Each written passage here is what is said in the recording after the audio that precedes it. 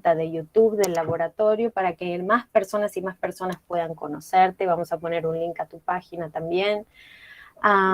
Bueno, entonces, ¿qué les parece si comenzamos presentando? Gracias, Victoria. Dice Victoria, me encanta estar en este encuentro. Estamos todos muy felices hoy acá. Es una fiesta para nosotros. Así que, bueno, voy a empezar presentando a nuestra invitada. ¿Puedo presentarte, Mary, si estás de acuerdo? Por supuesto. Perfecto. Estoy a la disposición de ustedes. Perfecto, entonces te voy a presentar en portugués, ¿sí? Para difundir también entre las personas que aún no te han leído en español, pero que pueden entender tu vida y tu obra en portugués. Entonces voy a presentarte en portugués y tú después puedes tomar la palabra y ahí puedes hablar, puedes contarnos todo lo que tengas ganas de contarnos en el idioma que quieras. Y también lo que podemos hacer es interrumpir cada tanto para que nosotras podamos, así para los que no estén entendiendo el español, que no todo el público entiende español, porque este laboratorio está asentado en un departamento de lenguas extranjeras, en realidad de lenguas romances, ¿no? Latinoamericanas, latinas, pero en realidad nosotros somos un sector de español. Entonces nuestros estudiantes entienden español, pero las otras personas no necesariamente. Así que por ahí sería una buena idea esto. Interrumpimos en algunos momentos la charla de Mary para que los que no estén entendiendo puedan poner las preguntas y podamos traducir un poquito. Bueno, entonces paso a presentar nuestra invitada de honor. Mary Grueso Romero nasceu em Guapi, Cauca e mora em Buenaventura, Colômbia. É professora licenciada em Espanhol e Literatura, especialista em ensino de literatura pela Universidade del Quindío, Armênia, especialista em lúdica e recreação pela Universidade Los Libertadores de Bogotá e tem pós-graduação em ensino de literatura pela Universidade del Quindío, Armênia. Se desempenhou como professor em vários níveis, desde o primário até o universitário, além de ser palestrante em inúmeros seminários, congressos e oficinas. Poeta, escritora e narradora oral, Grueso é considerada como uma das mais importantes escritoras e poetas afrocolombianas. Sua literatura oferece um universo narrativo sobre a experiência e a vida das populações negras do Pacífico Sul, em seu incrível repertório que conta com mais de 15 livros de poesia e uma coleção de 9 obras de literatura infantil. Ela participa dos espaços públicos de discussão sobre o racismo na educação colombiana. É uma autoridade na criação de políticas de promoção da leitura com enfoque intercultural. Ela, como intelectual afrocolombiana, assinala os problemas de discriminação em Colômbia, especialmente das mulheres negras escritoras. Ela está sendo traduzida ao inglês e ao português, depois queremos saber mais sobre isso. Tem numerosos livros publicados, 5 de poesia e inúmeros textos em antologias. No âmbito da literatura infantil afrocolombiana, produziu a coleção de contos ilustrados Pelito de Chacarrás, que conta com 5 títulos, nos quais as crianças negras latino-americanas podem se ver representadas e personificando suas próprias histórias. Também tem outros sobre a tradição oral afrocolombiana, antologias, enfim, a trajetória de Mary é impressionante, as publicações dela são impressionantes. Toda a sua labor está destinada a celebrar a cultura afrocolombiana, otorgando um espaço central às mulheres negras do Pacífico colombiano. Ela escreve atravessada pela dor do racismo, a pobreza e o sometimento histórico. Além disso, ela tem uma contribuição enorme a história intelectual afro-latino-americana, na medida que cada uma das suas criações serve como um acervo da memória cultural africana das Américas. Sua labor contribui a dignificar e difundir as tradições afro-latino-americanas, celebrando a identidade contra o esquecimento das culturas do mundo africano. Muitíssimo obrigada, Mary, por estar aqui hoje com a gente. Para nós é um prazer muito, muito grande. Igual para mí.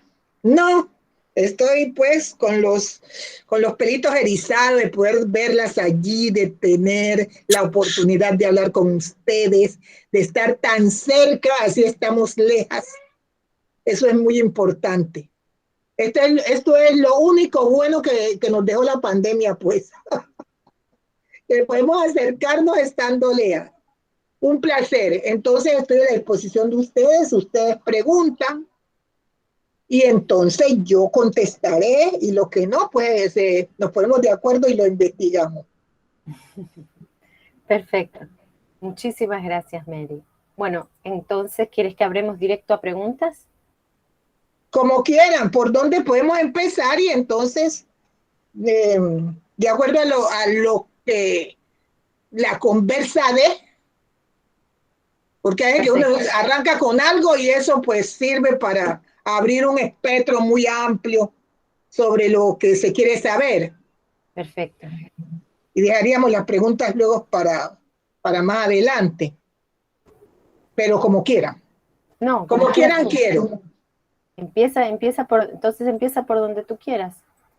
Bueno, a ver, yo creo que una de las cosas que le interesan a ustedes es saber sobre mi vida y obra.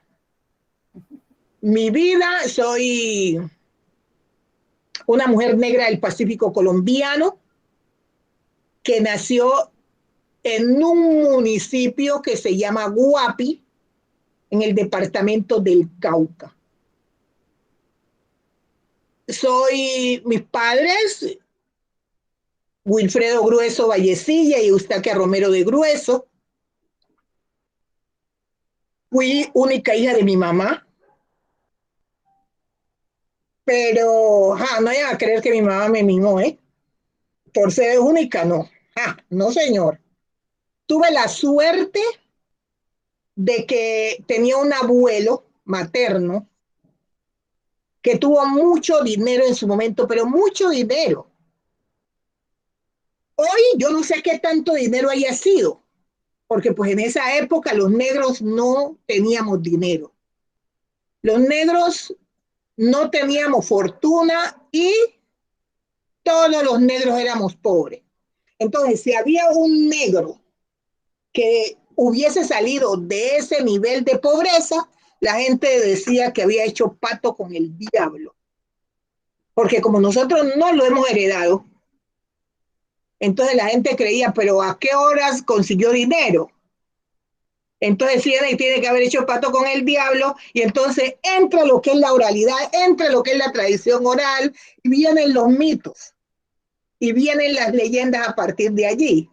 Entonces mi abuelo que tenía mucho dinero y ese dinero fue conseguido eh, de manera legal y sin haber hecho pacto con el diablo, como dice el argot popular. Él tenía un negocio, una tienda, y las personas trabajaban en la mina, en las minas, todo el día. Por la tarde llegaban donde mi abuelo y le pedían lo que necesitaban para el día siguiente. Y ellos cogían y le entregaban el producto de lo que habían conseguido en oro ese día. Ellos no sabían qué le estaban entregando a mi abuelo. Lo que sabían era que con eso resolvían el problema del día siguiente. O sea, llegaban y en hojas de árbol, de plátano, no sé cómo llamarán allá, como envuelven a los tamales, no sé qué nombre le darán, que los envuelven bien, bien buenos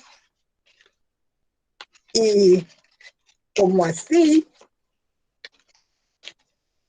los envuelven y, y, y como así venía, lo llamamos atado, ¿no? Acá, o lo llamaban atado. Aquí venía el oro y se lo entregaban a mi abuelo. Entonces mi abuelo, le decía, Mano Martín, resulta que nosotros utilizamos lo que se llama la familia extendida. ¿Qué es la familia extendida? Nosotros por no tener familia, porque recuérdense que los negros que vinimos a América, acá a Colombia, esta parte de Colombia, no dejaban que vivieran dos del mismo lugar.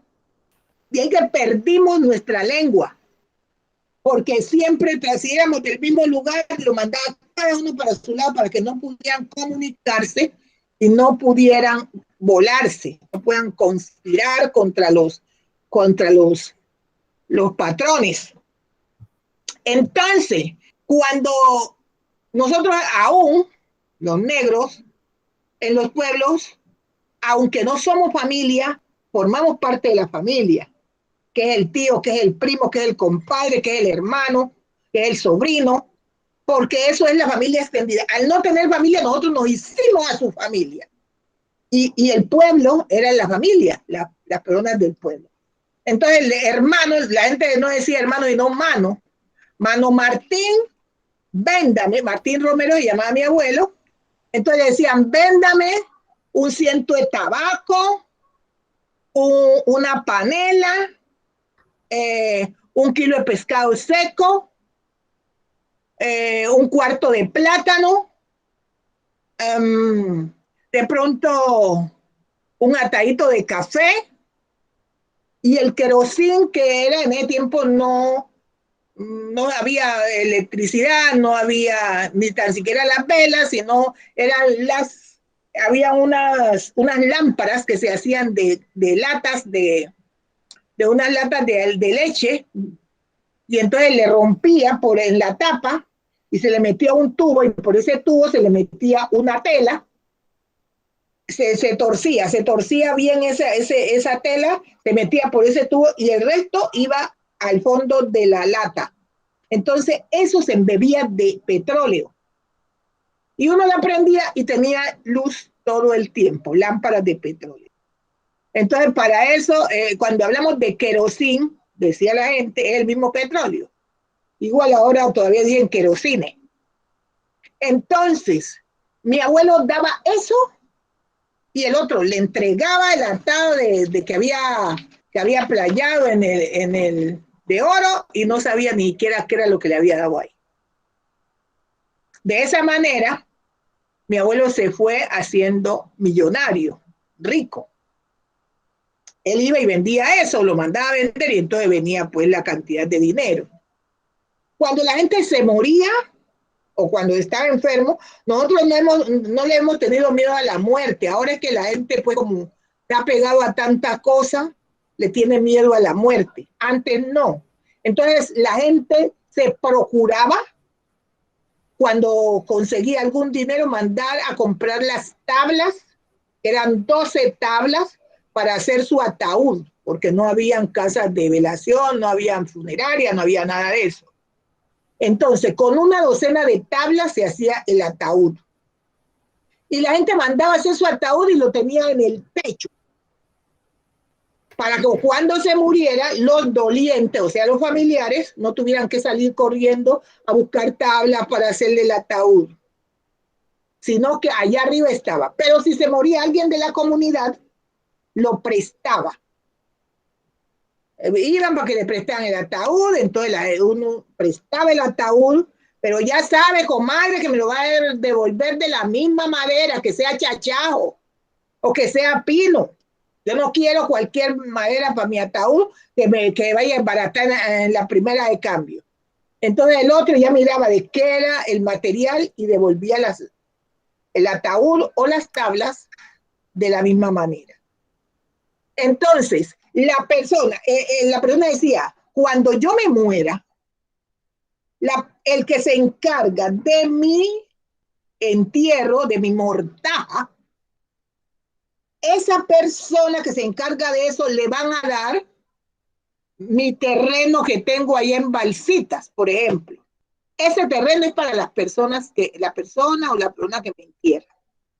O le van a dar unas candongas de oro o un collar de oro, unas cuentas como un cuentas de rosario de oro.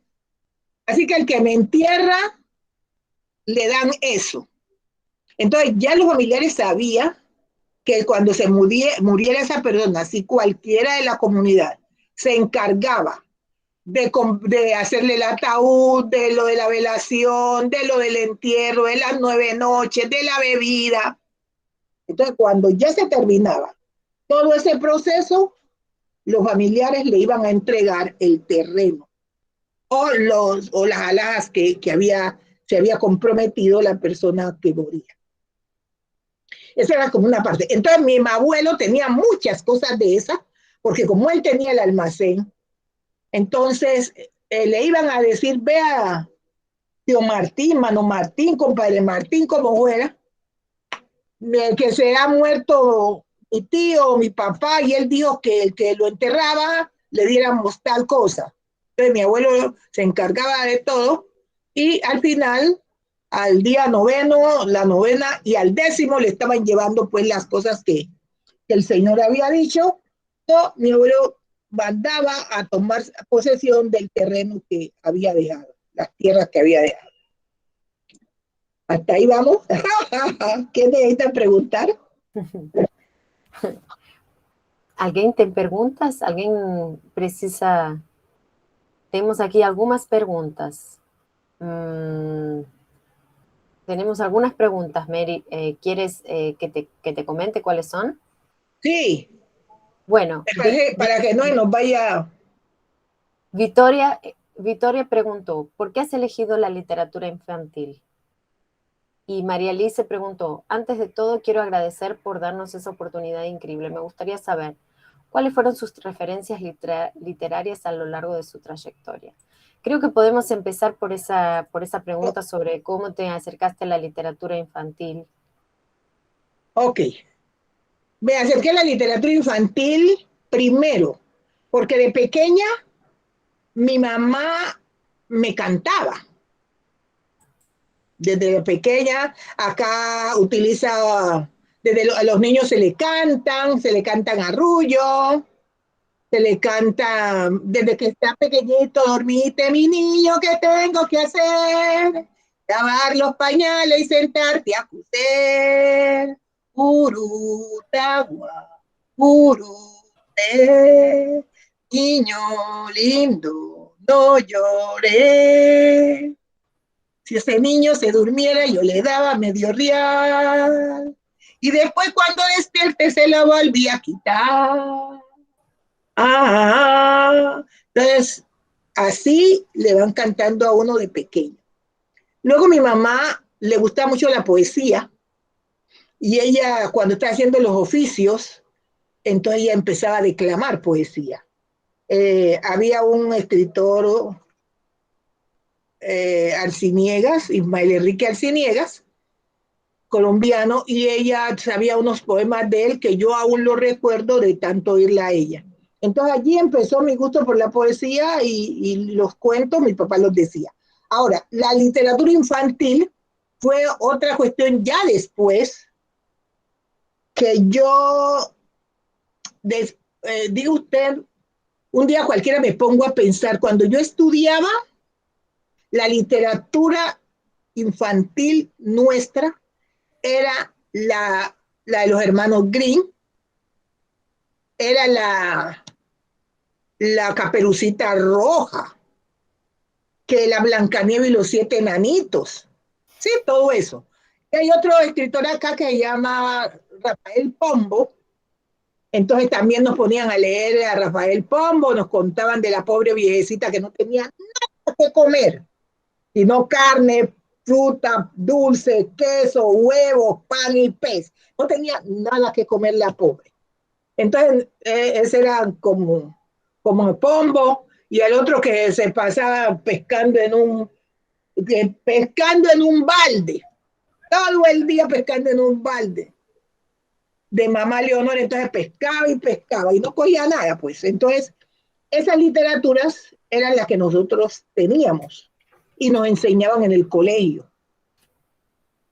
Cuando yo ya soy maestra, voy encontrándome con el mismo panorama de la literatura infantil nuestra. Y veo que el Ministerio de Educación no nos incluye en nada que tenga que ver con la educación de este país, donde yo habito. Entonces ya me empiezo a cuestionar, no puede ser posible que nosotros no formemos parte de la literatura cuando tenemos una gran cantidad de historias para contar, la literatura, la transmisión oral que nosotros manejamos. Entonces yo dije, no, esto no puede ser así. Y empecé a escribir cuentos en el aula de clase como una estrategia pedagógica para enseñarles a mis alumnos que ellos podían ser parte de los cuentos. Y ellos, esa vez en la Secretaría Departamental de Educación me condecoró como una de las mejores maestras, porque mis alumnos fueron espectaculares, porque todos trabajaban y todos hacían las cosas lo mejor posible, porque ellos querían ser parte de los cuentos que yo escribía. Al querer formar parte de las notas, de acuerdo a las notas que sacaban, entonces iban a ser protagonistas. Así es que bendito sea Dios, esos muchachos volaban pues. Es una estrategia importantísima. Entonces, ya empecé a escribir para mis alumnos, leíamos los textos en clase y ellos se sentían muy motivados, muy felices. Y fue así como empecé a escribir literatura infantil, donde mis estudiantes fueron los protagonistas. Y ya empecé a contar sobre mi historia, sobre mi cultura, sobre los niños de mi entorno social y cultural. Y para que esa literatura formara parte de la literatura colombiana, que es un país diverso, pluriétnico, multicultural, por lo tanto, nosotros también tenemos que formar parte de todas estas cosas porque tenemos los recursos, tenemos las capacidades. No vamos a estar simplemente leyendo y escuchando a los otros cuando nosotros también tenemos nuestra propia cultura, nuestra propia literatura. Entonces fue así como empecé a escribir para los niños, haciendo incidencia en este país, introduciendo literatura afrocolombiana infantil en el aula de clase para que los negros y los no negros nos puedan leer. Muchísimas gracias, hermosa respuesta. Dice Victoria, estaba pensando sobre los diversos tipos de lengua que debido a la colonización se han mezclado, que un poco como mencionabas hace un rato, y que los pueblos del continente africano no pudieron hablar con sus compañeros, pues habían sido separados. La lengua es una manera de resistir. Ser escritora es sobrevivir para nosotras mismas, no olvidarnos. Muy bien. Viviana quiere hacer una pregunta. Viviana, ¿querés abrirte el micrófono? Sí, ¿qué tal? Buenas tardes a todos. Gracias, Alejandra, por la invitación y muchísimas gracias a Mari por este hermoso regalo. La verdad es que me quedaría... ¿Abrirte la cámara, Viviana? ¿Querés abrirte la cámara? Sí, la tengo cerrada porque estoy con la conexión de internet un poco complicada, pero la puedo abrir y si se corta, vuelvo a este modo. A ver, para conocerla. Ajá. Claro, conocerte. Un ratito. Ahí estás. A ver, ¿ahí me ven? Está hablando Sí, claro. Viviana está en Argentina. Yo la estoy mirando. Bueno, yo estoy en Argentina, en Buenos Aires, y en realidad trabajamos en conjunto con Alejandra y tuvo la generosidad de invitarnos también a este hermoso espacio. Me encantó escuchar a Mari, me quedaría todo el día escuchando sus historias, sus relatos. Y en función a esta última pregunta que le hacían sobre cómo se acercó a la literatura infantil, quisiera que por ahí que si puede comentar más que nada cómo fue ese contexto literario, porque no sé si había ya alguna corriente. Entiendo que Mari es una precursora en cuanto a lo que es literatura infantil afrocolombiana, pero sí hay un contexto que enmarca ese inicio suyo, esa obra, y después, bueno, el reconocimiento que fue teniendo. Para entender un poco, yo vengo del campo de la historia, por ahí no estoy tan por dentro de lo que es la literatura en sí, y no conozco esos pormenores. Si pudiera reponer por ahí esa cuestión de, más que nada, el contexto literario de ese momento para poder ir entendiendo un poquito más. Claro, o sea, la pregunta junto con la de María Alice que hizo hace un ratito también sería un poco cuáles eran tus modelos. Si tuviste modelos, porque puede ser que no los tuviste, si tuviste modelos para escribir o no. ¿Y autores contemporáneos que también hicieran algo similar? No. No tuve modelos porque los modelos que teníamos, como le decía antes, eran Pombo, pues aquí, Pombo y los cuentos clásicos, que eran los que nos enseñaban.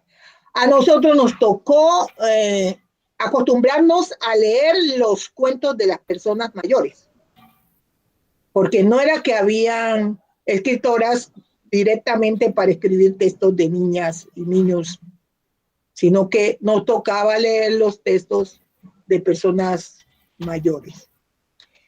El contexto donde yo escribo tiene que ver mucho con mi región. Es mi región la que quiero mostrar y es mi región y mis elementos marinos, que es donde yo habito, lo que yo quiero mostrar, y mi literatura infantil también la apalanco desde el mar, desde los ríos, desde mi entorno cultural y social. Como ejemplo, yo recuerdo que ya haciendo la literatura, la licenciatura, el primer libro de literatura infantil que vi fue el de la escritora brasilera Machado con La Niña Bonita.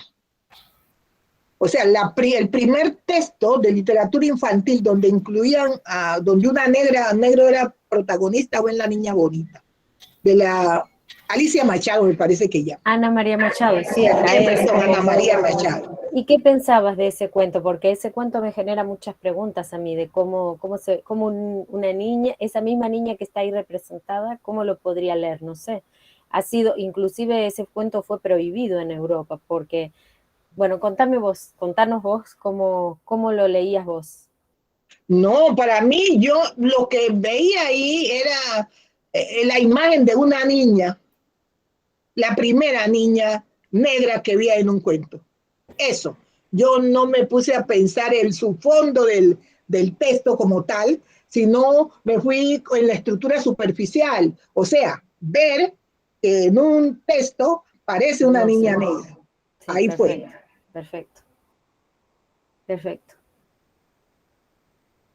Entonces esa fue la primera. Y luego, como le decía, nosotros leíamos textos ya, pero de mayores, no de niños.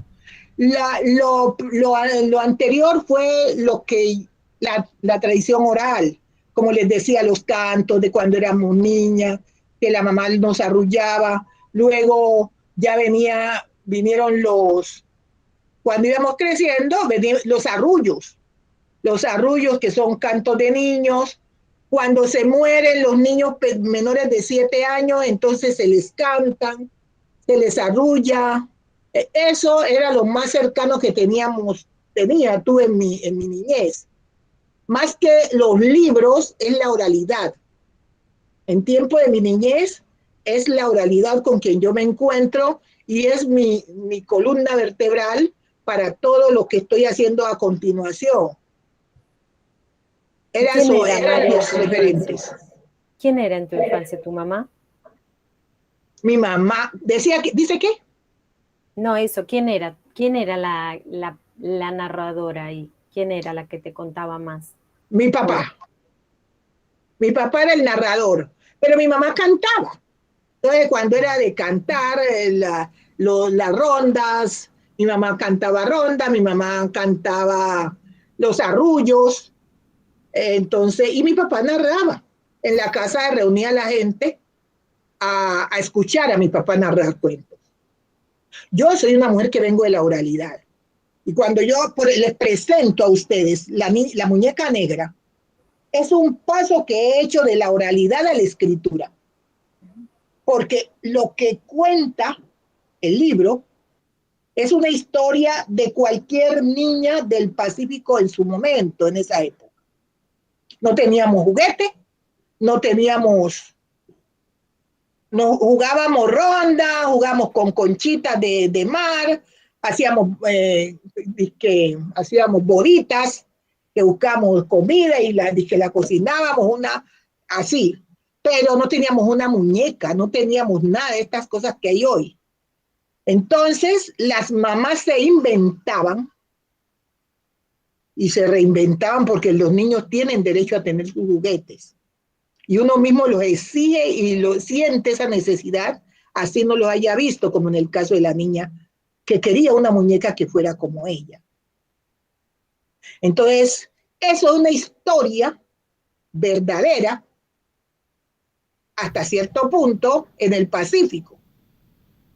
La muñeca, las mamás no las hacían, las mamás que sabían coser, y las que no, le mandaban a hacer muñecas de pan, como hacerla con plastilina. Y le ponían todo, como una persona, pero en plastilina hoy, pero eran las de pan. Y las de plátano, eran plátanos que venían gemelos, que vienen pegados. Los papás los encontraban y no los daban para muñeca. Mire cómo la gente se reinventa. Cuando un plátano que viene gemelo, que viene pegado, puede tener la idea a alguien de que es una muñeca. Y para nosotros eran. Entonces los papás nos entregaban eso y nosotros la envolvíamos, que en pañales, y eran pedazos de tela o ropa de uno mismo, blusa, y la envolvíamos y la hacíamos dormir, la arrullábamos. Dormiste mi niña, ¿qué tengo que hacer? Lavar los pañales, sentarme a coser. Eran las cosas de la infancia. Entonces, ¿qué he hecho yo ahora? Eso, como la oralidad está perdiendo mucho terreno con la tecnología, entonces digo yo, no, esto hay que sacarlo de acá porque esto se va a perder aquí y vamos a escribirlo. Porque lo que está escrito, siempre podemos volver a la misma página, porque ahí va a estar y en el mismo lugar, pero lo que se habla no. Lo que se habla, yo estoy hablando con ustedes ahora. Si ustedes van a contar lo que yo les estoy diciendo, algo se queda en el camino. A veces, ay, ¿qué fue lo que ella dijo? Ella dijo una palabra y cuál fue. Entonces no se acuerdan y la reemplazan. Buscan un sinónimo, pero no todos los sinónimos son exactos. Y en el camino van perdiendo elementos de la conversación que hemos tenido, mientras que lo que está escrito siempre va a perdurar. Entonces, tomo yo esa literatura oral, esos quehaceres culturales, y los llevo a los libros para que puedan perpetuarse. Entonces, nosotros jugábamos con las muñecas, la mamá nos hacía sus muñecas, y las de pan nos las comíamos.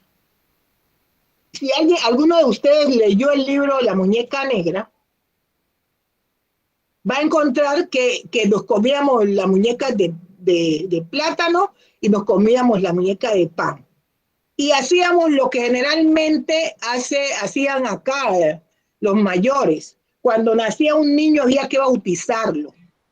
No había sacerdote y había que echarle el agua del socorro. El agua del socorro es tomar agua natural y echarle en la cabeza de la muñeca. Y entonces, como uno dice el credo, cuando un niño de verdad, o 3 Padres Nuestros, en el caso de la muñeca no era así, sino que la cogía el padrino, porque íbamos a buscar padrino, pero no cualquier padrino. Los amigos que uno consideraba que tenía una solvencia moral y ética, porque padrinos nunca hemos hecho acá los negros a cualquier persona. Escogíamos de la comunidad cuáles las personas que podían ser los padrinos. Porque había casos que se morían los papás y el padrino quedaba con la obligación de criar a sus hijos. Entonces, tomábamos la muñeca, el padrino y la madrina, y el padrino la vacía con agua y le echábamos en la cabeza. Y entonces le decía, María Corcoma, yo te bautizo y yo te como. En vez de decirle, el Padre Nuestro, entonces decíamos, María Corcoma, yo te bautizo y yo te como. Y luego la partíamos en pedacitos. El plátano lo poníamos a asar, en fogón de leña, en las brasas. Lo otro lo partíamos en pedacitos como tantas personas hubiesen en el lugar. esos pedacitos se volvían piticos, ñin, ñin, ñin, porque si era mucha gente, era pues lo más pequeño. Entonces se dividían en tantas personas como en tantas partes como persona hubiera. Y luego venía la música, porque negro que se respete no va a tener un bautizo que no haya fiesta. Y el baile forma parte de eso. Entonces empezamos a bailar. Los bailes, esos son los arrullos que utilizamos, y los arrullos se hacen con bombo, guasá y las cantoras. Y empezamos a circular. Señores, vengo del cielo, María, ¿cómo quedó? Señores, vengo del cielo, María, ¿cómo quedó? María quedó muy buena y salud, le mandó y salud, le mandó y salud, le mandó y salud, le mandó. O sea, los arrullos que cantábamos. Tomábamos un guarapo en el bautizo de la muñeca. Entonces, estas cosas, vengo yo y las traigo a la literatura infantil. A partir de la tradición oral, hago el puente y escribo el libro agregándole algunos otros elementos, pero la base está allí. Por ejemplo, la muñeca negra, ya voy a mostrar el Pacífico, donde se está desarrollando la historia, las casas de palafito, el mar, las ballenas, las conchas, todos son elementos que encuentro acá. La niña tiene algo mío, esa muñeca negra y todas mis muñecas, porque también se hacen muñecas, ahí tenemos un taller de muñecas, que tienen algo mío. ¿Y qué es lo mío que tienen todas mis muñecas? Que tienen los ojos color miel. Yo de pequeña los tenía grises, después fueron cambiando y quedaron color miel, ahora ya no es miel ni nada. Ahora la vejez acaba con todo, más o menos están café. Entonces, eso es. Acá Daniel estuvo tratando de traducir ese cuento tuyo. Y estuvimos acá debatiéndonos sobre la equivalencia de algunas palabras, cómo traducirlas al portugués, muy informalmente, ¿no? Pero Daniel me consultaba, ¿cómo hago para pensar? ¿Cómo se podría decir? Entonces Daniel acá tiene una pregunta, estoy segura que va a ser una pregunta muy, muy linda. Allá lo han traducido. Hay un profesor que hizo una tesis de grado y escribió un libro, se llama Ricardo Souza. Lo vamos a buscar. Ajá, el libro se llama, ¿cómo es que? Tambor y mar, a ver, ¿cómo se llama? Lo vamos a buscar con el nombre. Ajá, en el camino me encuentro, me acuerdo. Daniele. A ver, la pregunta. Es que estaba hablando de la oralidad y de la importancia de contar historias a los niños. Y me acordé que en sus textos hay mucha importancia, la oralidad es muy importante. Y quería saber si escribes, o cuando escribe, perdón, es para que lean a los niños, para que lean solos, para que lean para la comunidad. ¿Qué piensa sobre la oralidad mientras lo leen sus obras? Porque me parece que La Muñeca Negra, por ejemplo, cuando se la lee, es muy sencilla, parece como que estoy leyendo para mi hija, pero cuando se oye el poema es muy fuerte. Hay como que una diferencia entre el poema y el cuento, que el poema es mucho más fuerte, más intenso, no sé. Ese poema, y el poema fue primero y dio paso al cuento. Pero en el cuento hay aparte del poema. Mire, cuando la niña quiere la muñeca, la mamá le dice que la pida a Dios. Y la niña madruga a pedirle la muñeca a Dios y no se la manda. Un mensaje ahí complicado. como para que lo analicen ustedes. Ustedes lo que saben, yo no sé. Entonces Dios no le ayuda. ¿Y por qué a Dios? Porque cuando nosotros éramos pequeños, los regalos en diciembre nos los traía el niño Dios en mi país. Y eso lo metían debajo de la cama. Entonces uno le pedía al niño Dios que qué era lo que quería, le decían los papás para pedirle al niño Dios. Ah, pues yo quiero tal cosa.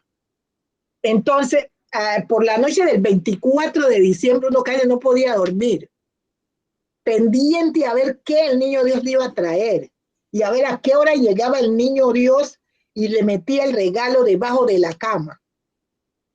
Al fin de cuentas uno se dormía pues y no se daba cuenta qué, cuándo. Entonces por eso ella le pide al niño Dios la muñeca, porque era el niño Dios el que traía los regalos. No era Papá Noel, no era ninguno de esos elementos que hay hoy. Pero no se la mandó. Ahora, luego se la pide a la mamá y la mamá le dice, pídesela duro a Dios. Le digo, pero ya me arrodillé, me hinqué. Imagínense cómo no sería la fuerza que ella utilizaba para pedirle a Dios temprano antes que los demás llegaran a pedir, para ser ella la primera, y no le llegó.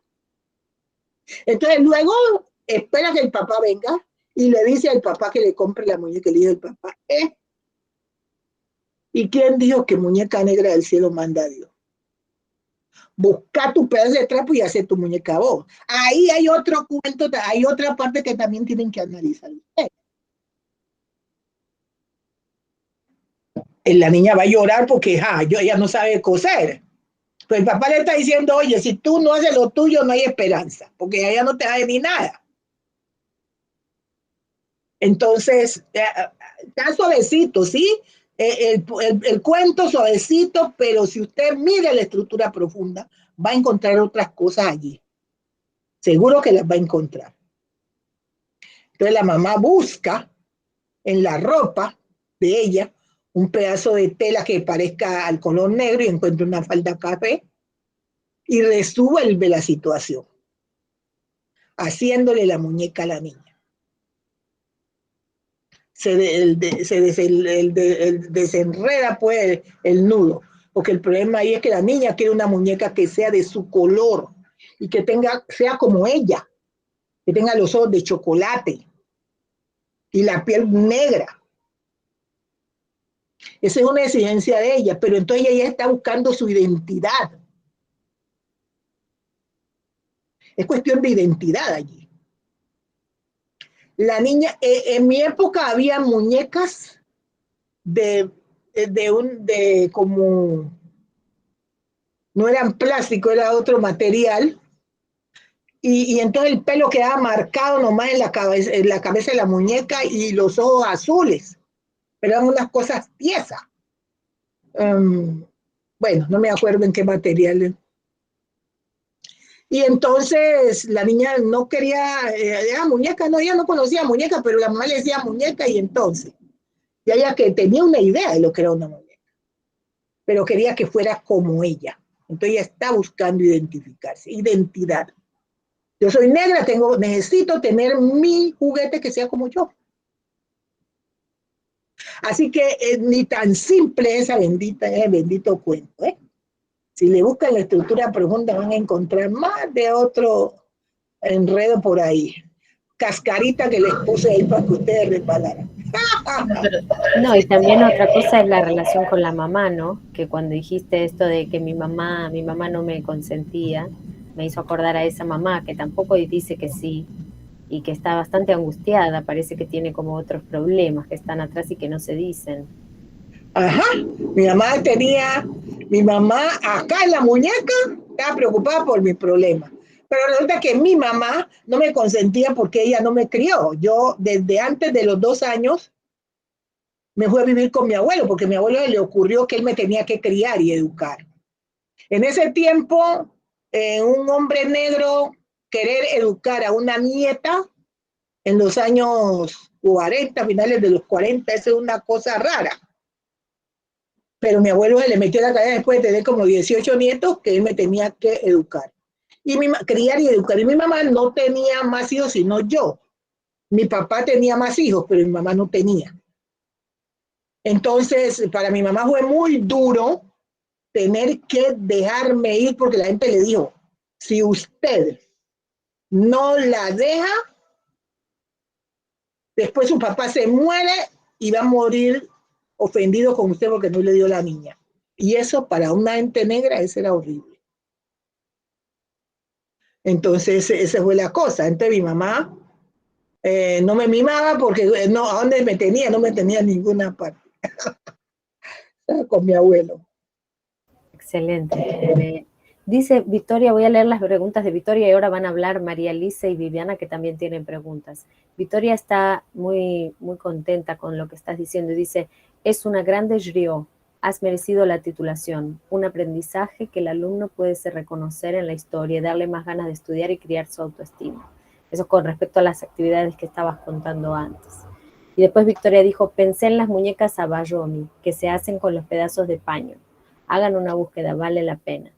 Y después dijo, me gustaría saber si conoces a Conceição Evaristo, porque en su manera de hablar me ha recordado lo que Conceição llama descrevivencia, que es contar sobre su pueblo y su propia historia.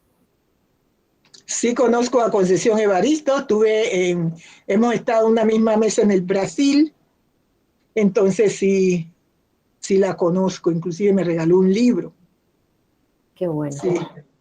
Ay, después, una grande. Sí. Y después María Elisa va a hacer una pregunta y después le paso la palabra a Viviana. Mari, ¿quieres hablar? Sí. Buenas tardes a todos. Buenas tardes. Estoy muy feliz de estar acá con todos ustedes y con usted también, Mari. Agradezco mucho. Gracias. Y bueno, me gustaría saber cómo usted piensa la literatura decolonial en los días de hoy. La literatura sí. colonial. Decolonial. Decolonial, descolonizada. Sí. Muy bien. Bueno, estamos trabajando para eso. Sí. Porque nosotros tenemos que hablar desde nosotros. Ya no nos podemos quedar con esas cosas que habían escrito por nosotros. Ahora nosotros tenemos que escribir desde adentro, desde lo que sentimos, desde lo que pensamos. Ya somos sujetos que tenemos voz y voto. Y entonces podemos hablar y expresar nuestros sentimientos. Y en eso estamos. Ahora ya se quedó atrás el tiempo de que los demás hablaban por uno. Hay que descolonizar todas esas cosas y vamos a partir de nuestras propias experiencias, no desde las experiencias ajenas. Y ya estamos en otro mundo, ¿eh? Sí, por supuesto. Tenemos que trabajar de acuerdo a los momentos y al tiempo que estamos viviendo. Sí. Muchas gracias, Mari. Vivi. Sí, en función de lo que nos contaba Mari sobre ese componente tan fuerte de búsqueda de identidad en su literatura, en sus poemas, en sus libros, me llamó también la atención en los poemas que pude acceder antes de venir a este encuentro, esa presencia de la figura de Dios. Y lo que me gustaría preguntar es ¿cuál es esa relación con ese Dios que aparece en los poemas o en los cuentos, la relación entre Dios, la niñez o la infancia y la cultura afroamericana? Hay una relación directa, porque sí hay una cosa que sí es clara, y es que hay un ser superior. Estas cosas no resultaron así porque así. Nosotros hemos tenido sus propios dioses. Pero cuando nos colonizaron, cuando nos trajeron a los negros, por ejemplo, desde África acá y nos trajeron en condición de esclavos, también nos impusieron la religión. Entonces ya el panteón yoruba ya quedó atrás. Y las cosas que nosotros hacíamos desde el África, que algo que aún quedaba, bueno, aún queda. Ya decían que éramos brujas, que era, bueno, una cantidad de adjetivos que nos colocaron, nos quemaban y nos quemaban en vida, y una cantidad de cosas. Bueno, nos colonizaron desde el punto de vista de la religión y el idioma. Pero una cosa sí es cierta, que Dios existe para nosotros. Existe de ser superior, no sé, que en cada religión lo llamarán a su manera. Nosotros lo llamamos Dios. Entonces siempre hubo una relación, porque hemos creído que Él ha hecho las cosas que están sobre la tierra. Y esa cantidad de cosas que los hombres ni siquiera con todos los adelantos científicos han podido hacer, como ponerle vida a una persona. Entonces, Dios, hay una relación directa entre Dios, los niños desde pequeños, por eso se le pedían los regalos al niño Dios, aunque no me la mandó la muñeca. No me mandó la muñeca porque él sí que no manda muñeca negra, ay Dios mío. Entonces, pero hay una relación muy directa entre Dios porque nosotros creemos en Él, creemos que hay un ser superior, llámese como se llame. Entonces siempre ha habido esa relación y espero que la siga habiendo. Uno tiene que creer en alguien, porque entonces estamos perdidos.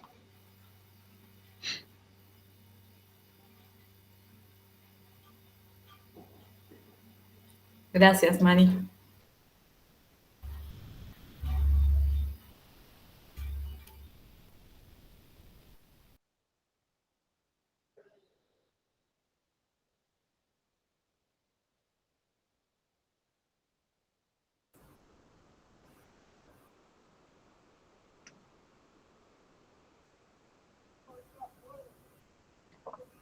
¿Quieren jugo de lulo?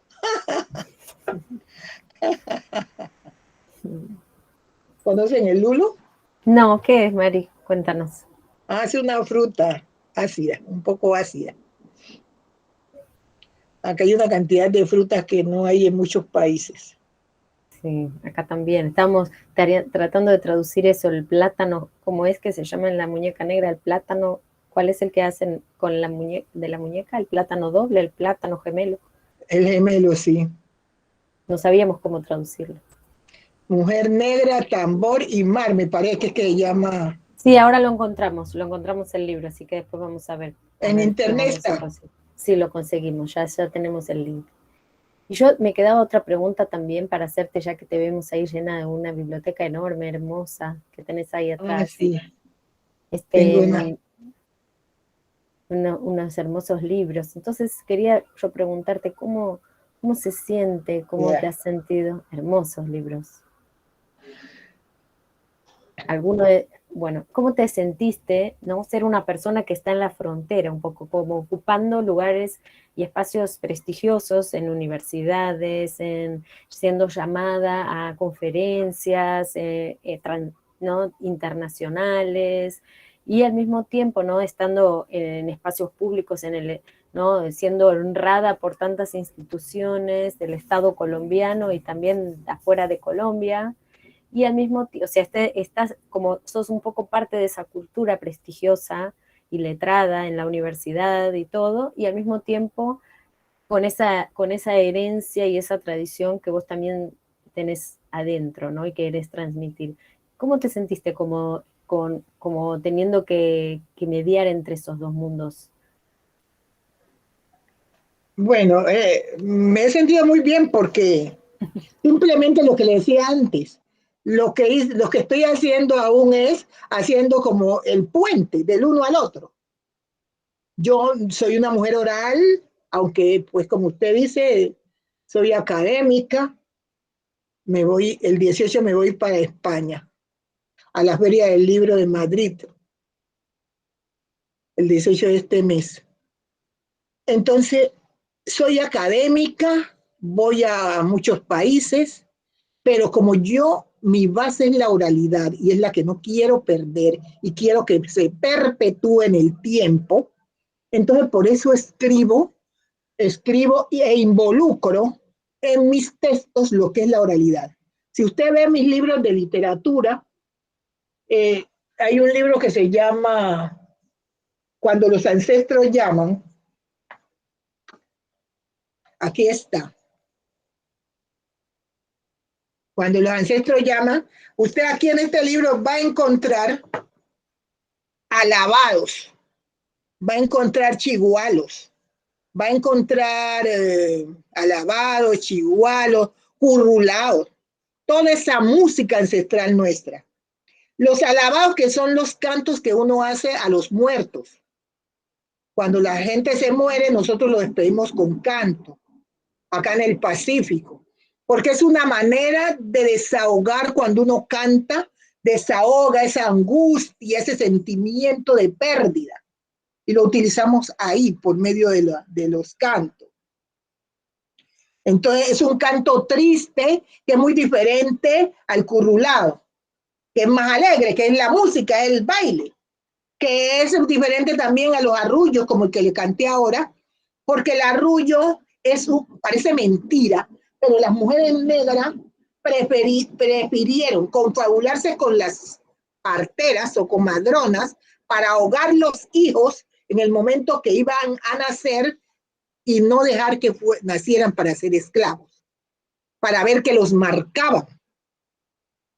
Entonces, esos hijos ya no eran hijos de ella desde el momento que nacieran, formaban parte de la cantidad de esclavos que tenía el patrón.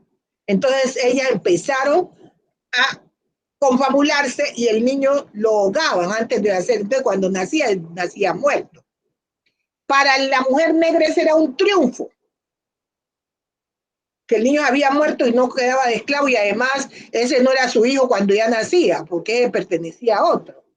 Entonces, por eso seguimos haciendo aún hoy, se hacen los arrullos cuando muere un niño después de los que tienen menos de 7 años. Cuando se muere una persona mayor, le cantamos alabados, que es una manera de despedir el alma del muerto. Entonces, por ejemplo, hay un alabado que dice: la muerte por ser la muerte y por ser tan vengativa, la muerte de uno en uno nos va quitando la vida. Así, entonces uno canta, eso son muy tristes. Hay otro que dice: adiós, primo hermano, adiós. Te vas y nos dejas solito con Dios. Entonces son los cantos para despedir a los muertos. Ya les conté cómo hacíamos los arrullos para los niños, los chigualos, y entonces, si por ejemplo el currulao, que es la otra música nuestra acá, tenemos por ejemplo: señora Juana María, la que vive en el copete. Señora Juana María, la que vive en el copete. Póngale cuidado a su hija, que ella ronca, canalete, ay, que ella ronca, canalete, ay, que ella ronca, canalete, ay, que ella ronca, canalete, ya es otra manera de contar, de cantar. Y eso son tradiciones nuestras, y usted va a encontrar en mis textos de literatura, que es una antología, que cuando los ancestros llaman, de mis textos míos, todos que he publicado aquí, y he sacado alguno otro que he publicado en otro libro, y va a encontrar todo eso. Son poemas, pero también meto los cantos, porque quiero que perduren la literatura oral a través de mis textos. Aquí está. cuando los ancestros llaman. Tengo muchas preguntas más. No sé si las chicas quieren hacer otra, pero no te quiero hacer trabajar tanto. Voy a concentrarme en dos nomás, que es, bueno, primero, cómo podemos difundir tu obra acá en Brasil y o sea, no sé, que nos ayudes a difundir tu obra acá en Brasil, a hacerla llegar a las escuelas. Y la otra, bueno, parte de las personas que están acá, de las chicas y los chicos que están acá, son docentes. Entonces quería que nos des consejos. ¿Qué le aconsejarías vos a nosotros como docentes para justamente favorecer esa imagen, para hacernos más fuertes con nuestras, como eso que hiciste vos, digamos, para seguir ese modelo de un orgullo y una dignidad por la diversidad latinoamericana? Primero, creer ustedes. Creer en ustedes mismos y en lo que quieren hacer. Cuando uno cree, si yo lo que quiero es difundir lo que es la literatura latinoamericana a partir de mi país, de lo que se hace en mi país. Ustedes tienen esa fe y lo van a conseguir promoviendo y promocionando. Tienen los textos de literatura de su país que les gusta. Y ustedes necesitan, porque es una necesidad que el trabajo nuestro llegue a los alumnos, porque ellos son los que se van a perpetuar en el tiempo estas cosas que para nosotros son importantes hoy. Entonces tenemos que tocarle la conciencia a los estudiantes para que ellos se sientan comprometidos con nuestra cultura, con nuestra identidad y nuestras costumbres. Y así hayan otras interferencias, y ellos las asuman, pero sin olvidar la base, la nuestra. Porque ellos tienen que saber de dónde vienen. Entonces, ustedes tienen que tener esa convicción. Si ustedes tienen esa convicción, entonces lo pueden transmitir a los otros. Y hacer que los otros se apropien de eso que ustedes les están enseñando. Pero si ellos no le ven a ustedes esa convicción, si ustedes no argumentan para ellos la importancia que tiene el conocimiento de quiénes son y de lo que se ha hecho a través del tiempo, y que ellos son los portadores, ellos van a ser los guardas de toda esa tradición, de toda esa cultura, pierden el tiempo, porque nomás dictarle la clase no es.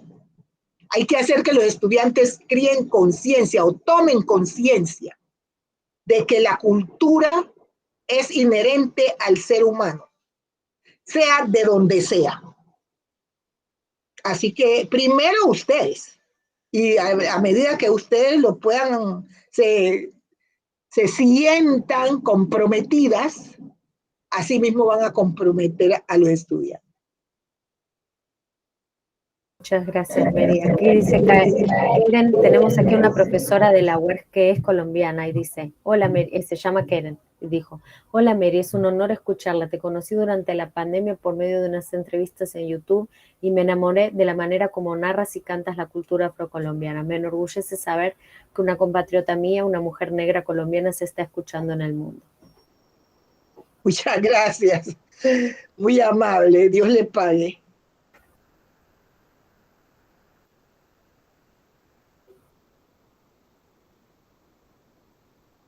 Dijo Victoria, me tocó sobre el abuelo de la señora que ayuda a la comunidad por lo que he comprendido. Este sentimiento de tener un poco más de plata y no ser individual, pensar como un pueblo mismo, una familia, me encantó. Muchas gracias. Mi abuelo es mi héroe. Yo tengo dos héroes, ¿no? Dos o tres. El primero es mi abuelo, porque a mi abuelo le ocurrió en ese tiempo que ningún abuelo se preocupaba por una nieta. Y él sí quiso criarme y educarme. Uno, dos, mi esposo. No pude estudiar porque mi abuelo se muere y me tocó quedarme con la mujer de él, que no era la mamá de mi mamá. Entonces todo se me volteó. Ya esa es la niña mimada de la gente que me estaban criando como si fuera una chica francesa del siglo XVIII,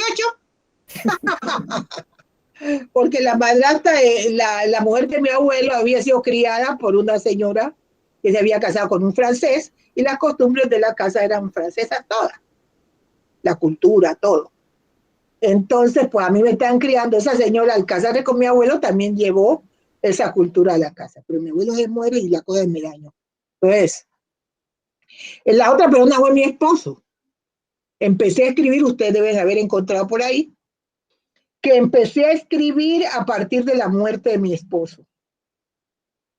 Él muere y me quedé yo, mejor dicho, lo cogió un cáncer y lo desbarató en 3 meses y yo no alcancé a percibir, mejor dicho, no, me quedé en el aire. Y entonces ahí la literatura vino a mí, porque yo antes no escribía. O sea, que él se murió y no se dio cuenta que yo tenía esta cualidad. Él creyó que yo tenía muchas cualidades y por eso quiso que estudiara.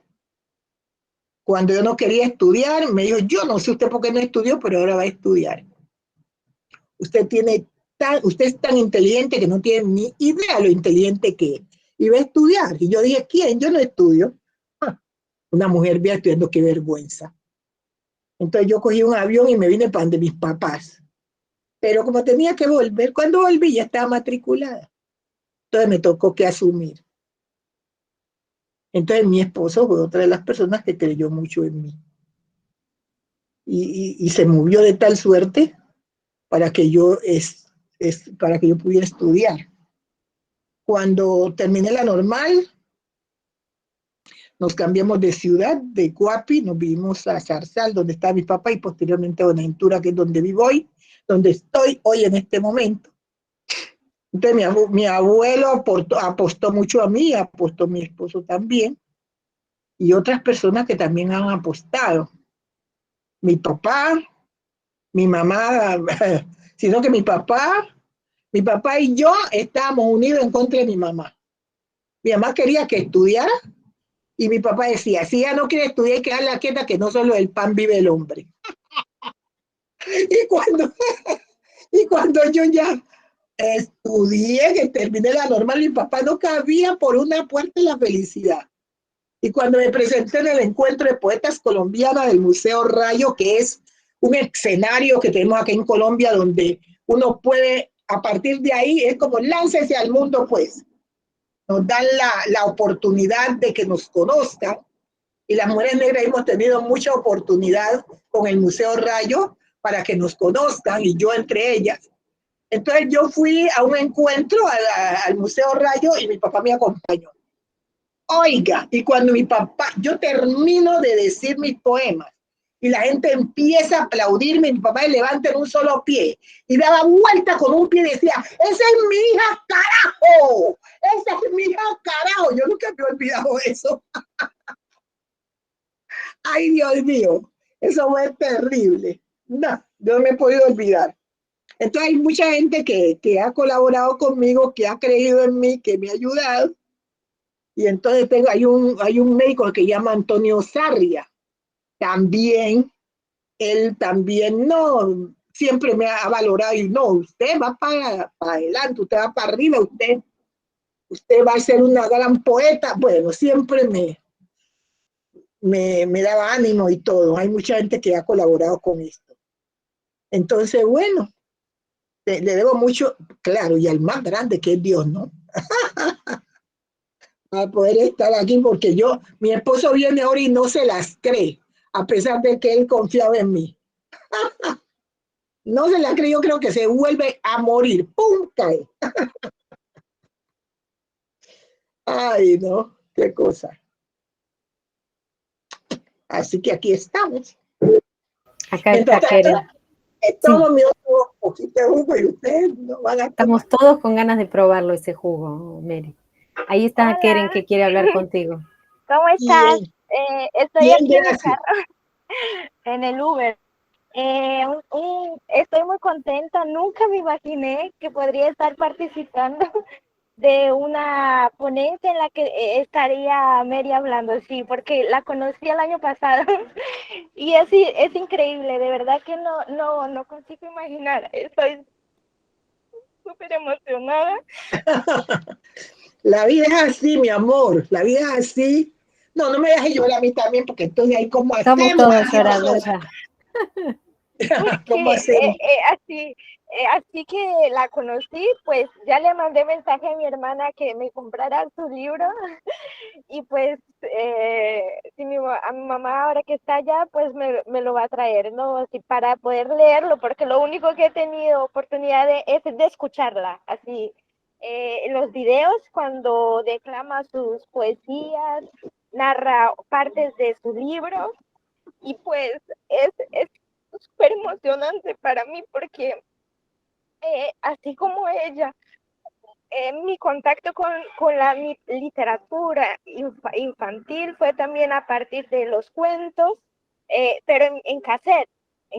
Y así como ella, solo escuchaba Caperucita Roja, Blancanieves y todos esos cuentos, y aparte pues las historias que mi mamá me contaba. Y pues yo tampoco tuve contacto con literatura que representara mi identidad y pues eso me enorgullece mucho saber que, que Mary está escribiendo, ¿no? O sea, sobre su identidad, sobre la cultura del Pacífico, una cultura que es invisibilizada en las escuelas, porque yo de verdad en la escuela nunca tuve la oportunidad de leer literatura afrocolombiana, no se habla mucho así del Pacífico. Viví en el Cesar, que es más cerca del Caribe, ¿no?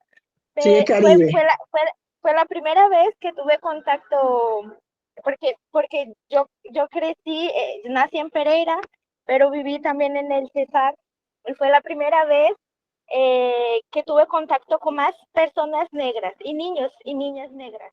O sea, en Pereira, en Bogotá, hay, pero no, en la época que yo era niña no veía mucho.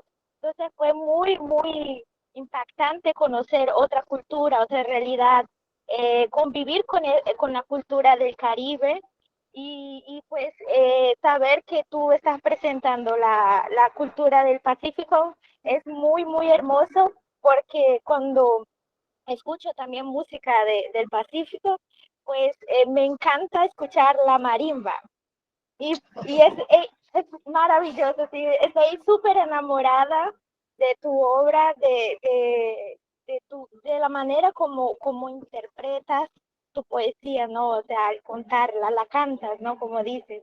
Y me encanta saber que preservas tu oralidad, la oralidad de tus ancestrales, porque es la manera con la que perpetúas tu memoria, ¿no?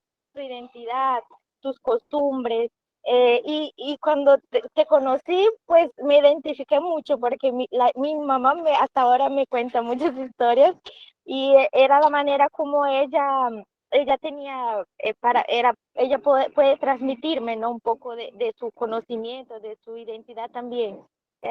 Pues estoy muy contenta de verdad de escucharte y de tener esta oportunidad. Me vine a vacunar, pero no pude dejar de asistir a esta ponencia. Muchas gracias por la oportunidad de hablar. Muchas gracias. Le cuento pues que te emocionada, demasiado emocionada con verla y escucharla. Yo les doy las gracias a todas ustedes por eso, por querer conocer de mí, de mi trabajo. Uno es con relación al otro. Si no es así, no pasa nada. No escribe uno para uno mismo, uno escribe para los demás. Y si los demás no valoran el trabajo que usted hace, vana es la fe. Vana es la fe. Entonces, yo estoy muy agradecida con ustedes porque la verdad es que han valorado mi trabajo, porque me han valorado a mí, porque han querido saber de mí, de cómo he hecho, por qué lo he hecho, dónde lo he hecho, qué es lo que pienso hacer. Todo eso me parece importante. Y bueno, yo estoy aquí a la disposición de ustedes. Muchas gracias, Mari. Vamos a ver, vamos a a encontrar la forma de que no necesitamos no necesitamos tener familia en Colombia, que la mayor parte no tenemos, para poder comprar tus libros, que no es fácil a veces comprar libros de otros países latinoamericanos. Pues es más fácil comprar libros norteamericanos, ¿no? Y en inglés que los libros de nuestra América. Eso es tan loco, ¿no? Y nosotros tenemos que tener mejores puentes. Así que sea para ver si hay editoriales que le interese publicar tus cuentos y traducirlos, o para ver cómo podemos difundirlos, vamos a ponernos en marcha a inventar cosas, ¿no? Que no hay solución, las tenemos que inventar. Negra, palmera, tambor y mar, es que llama el libro. Sí, sí, pero ese libro es como un estudio. Nosotros queríamos... Él hizo un estudio, pero ya él lo tiene a la venta, él hizo un libro de eso. Sí, sí, sí, es un libro. Pero lo que queríamos era que los pudieran leer, que tus cuentos los pudiéramos usar en las clases de español, en las primarias, en la secundaria, ¿entiendes? Eso es lo que queremos, para llegar a otro público. Habrá que mirar a ver cómo hacemos. Y tenemos que pensarlo, pero de algo bueno va a salir. Muchas mujeres pensando lo mismo. Claro, no se puede, como... las mujeres cuando dicen que van a pensar, hay que cuidarse, ¿eh? No, hay otra niña que hizo una tesis de grado allá que se llama Sandra. También, esa vino hasta Colombia, igual vino el otro profesor también, Ricardo, también estuvo acá en Colombia conmigo. Ellos vinieron. Vamos a ver, tesis de grado. Lo que nos interesa a nosotros no solamente es estudiar tu obra, sino también esto, divulgarla, que todo el mundo, que la gente la pueda leer, que te puedan conocer, que no sea solamente lo de los países del norte que se lee y se traduce y se edita, ¿no? Que sea también lo de nuestra América que se edita y se conoce y se publique. Dios le pague. En Estados Unidos, ahorita a mí me invitaron en 2 universidades hace 2 años a Estados Unidos, y ahora el año pasado empezamos a hacer una antología que ya la van a publicar en España. Hay que ahora que yo vaya, la antología va a salir ahora para la feria del libro. Camila tiene una pregunta sobre esto. A ver, Camila. Camila, ¿cómo está? Hola, bien. ¿Y usted? Gracias. Pues feliz de estar aquí con ustedes. Ay, nosotros también. Está siendo un gusto. Y yo quisiera preguntarle una cosa acerca justamente de eso, de acceso a su obra, porque yo pensando en mi infancia como niña brasileña, ¿no? En las escuelas, nosotros no solemos tener este contacto con literatura de América y me parece muchísimo importante. Entonces, gustaría de saber sobre las traducciones, si hay algo por aquí ya en portugués, porque nosotros brasileños no acostumbramos a reconocernos como latinos. Creo que es necesario ese puente para que sepamos lo que hay aquí alrededor y desconocemos absolutamente. Claro, porque es que ustedes son el único país acá que es de habla portugués, que hablan portugués. Los demás hablamos español. Ustedes fueron otros los que los conquistaron. Por eso tienen otro idioma. Pues habrá que buscar, un poco de mujeres pensando encuentran una salida a este problema. A ver cómo hacen para tener mis obras allá. Sí, tenemos que pensarlo. Acá tenemos, por ejemplo, un laboratorio de traducción y ellos tienen ediciones online, ediciones de ebook, que después distribuyen gratuitamente. Entonces, una posibilidad sería ver cómo podemos hacer. Esa sería una posibilidad de editarlo en una versión bilingüe, por ejemplo. Ellos tienen algunas versiones bilingües de algunos textos. Entonces, esa sería una posibilidad. Pero podemos pensar, podemos charlar. Sí, hay que mirar a ver cómo se hace para que no estemos tan marginadas y tan separadas. Claro. No sé si a vos te gustaría, por ejemplo, tener tu libro editado en ebook. No sé. No tengo Bueno. ni la menor, y no lo he pensado, no tengo ni la menor idea. Sería un ebook así, o sea, estamos imaginando acá juntas. Sería un ebook en portugués y español, pienso yo. Preguntarle a alguna editorial si le interesa. A mí me parece algo muy interesante. Viviana quiere hablar. Sí, quería consultar en función de del acceso a la obra, así como la vimos a Keren tan emocionada. Realmente es emocionante para quien yo no te conocía hasta que recibí la invitación de Alejandra para venir para asistir a esta reunión. No te conocía, Mari, no conocía tu obra, y viendo los videos que encontré en YouTube, y lo que más me impactó fue precisamente verte y escucharte declamar, como decía, nos contaba Keren, es esa fuerza, ese ímpetu en el habla, la emoción con la que están cargadas tus palabras, tus expresiones corporales. O sea, es como un complemento perfecto de lo que está escrito, la otra parte, la oralidad, de esa dialéctica que, o sea, va y viene la escritura, la oralidad, lo oral está presente en lo escrito, pero lo escrito también cobra otro sentido al verte y escucharte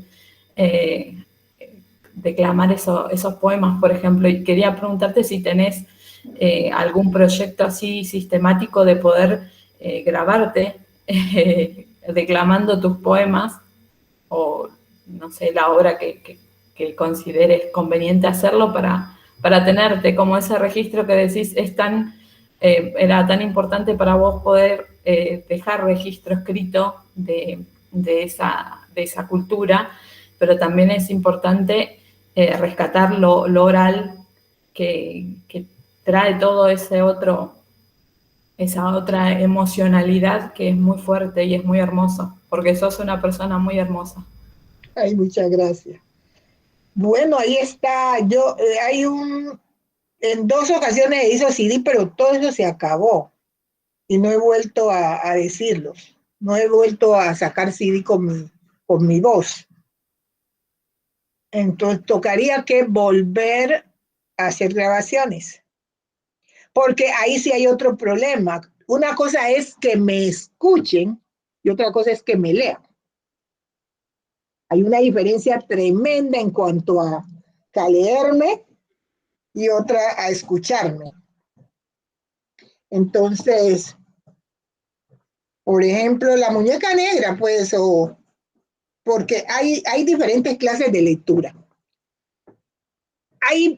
Tengo poemas que están relacionados con las circunstancias que vimos acá, que tenemos dificultades grandes ahora con los problemas sociales. Hubo un paro grandísimo como de casi 2 meses y eso nos ha dejado alborotados y desbaratados. Entonces hubo una vez que la gente las pedazaban y las mataban, pero de la forma más horrible. También uno escribe sobre todas las circunstancias. No solamente escribe pues sobre los niños, es la parte más dulce y más alegre y que le inspira a uno más felicidad de hacerlo, pero tiene que tocar otras circunstancias. Entonces le toca a uno escribir sobre ello. Yo tengo aquí un poema que voy a decirle uno. Generalmente los poemas yo no los leo, utilizando mi oralidad, los declamo. Entonces hay un poema, por ejemplo, que tiene que ver mucho con los desplazamientos forzosos que se hacen acá. Y dice, desesperanzas. Esa casa está sola y otras muchas, oscuras, desvencijadas, fantasmagóricas y trágicas. La pobreza cae a pedazos por sus paredes. De los ojos de la ventana salen lluvia de soledades, mirando sin parpadear el horizonte, mientras a su alrededor se esparce inexorablemente el abandono. En las noches se oye murmullo de soledades. Es el corazón de los dueños que se quedaron impresos, formando remolinos de espirales. Ellos huyeron por la vida, sin mirar las huellas tras su paso, de pueblos que se mueren de tristezas, de anhelos nunca satisfechos en las ciudades, ni en las calles, ni en los semáforos. Y escondiendo su dignidad maltrecha, levantan las manos al transeúnte, mientras a mí se me revienta el alma por los ojos y la sangre de la patria se desgarra, formando ríos de desolación, tristeza y muerte. Y llegan al estuario de la bahía sin cabezas, sin brazos o sin piernas, o simplemente una cabeza que no sabe dónde quedó su cuerpo. Mutilado por una sierra inclemente que ha transmutado su oficio en el tiempo. Y los otros se mueren de tristeza en las ciudades, los que alcanzaron a salir con suerte. Pero ante esta sociedad indiferente, de humillaciones, desprecios y silencios, me atrevería a pensar que más de uno preferiría no haber nacido o simplemente estar muerto.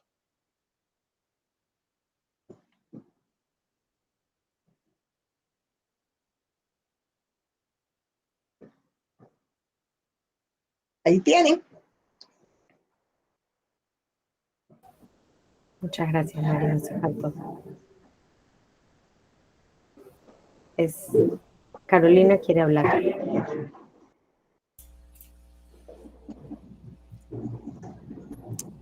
Eu vou falar em português, então, se alguém puder me ajudar Sim, eu posso fazer a tradução. Mari, é um prazer enorme te conhecer. Eu não a conhecia, então esse é o nosso primeiro contato. Também estou aqui profundamente emocionada. Então, queria te perguntar sobre a escrita feminina negra. De maneira em geral, tratam a nossa escrita como extremamente subjetiva e excessivamente emocional. Essa crítica chega à tua obra e como você responde a esses questionamentos? Sobre la mujer. Mary, ¿quieres que se entendió la pregunta o me la traduce para estar más segura? Sí. Entonces Carolina dice que dice que está muy contenta de conocerte, que está muy emocionada de conocerte, y entonces dice que la escritura negra de mujeres muchas veces es tildada de muy emocional y, ¿cuál fue otra palabra, Caro? Subjetiva. Muy emocional y muy subjetiva, como una crítica, como diciendo exagerada, ¿no? ¿No es, Caro? Entonces, si esa crítica también te ha tocado, esa crítica de ser demasiado emocional, demasiado subjetiva, demasiado pasional. La verdad es que tenemos que meterle pasión a todo lo que hacemos. Eso sí, olvídese, no podemos ser frías e indiferentes frente a las circunstancias que vivimos y a lo que nos inspiró o a lo que hizo que nosotros, analizando el problema, pudiéramos escribir. Hay que meterle esa pasión a todo lo que nosotros hagamos.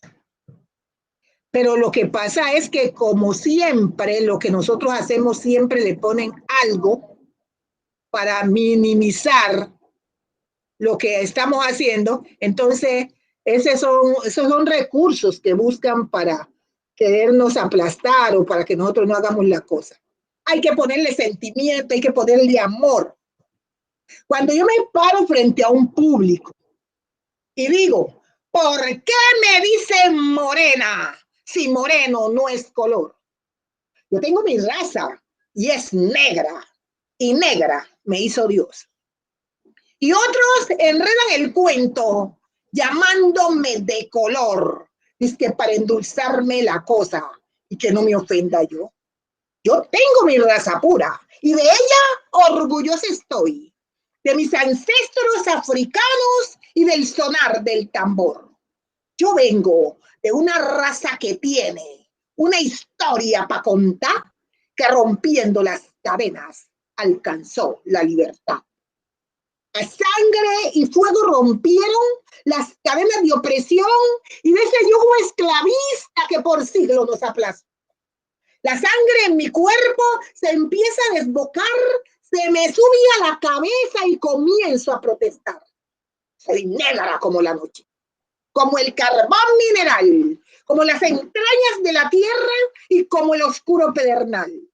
Así que no disimulen llamándome de color, diciéndome morena, porque negra es que soy yo. ¿Qué hacemos, pues?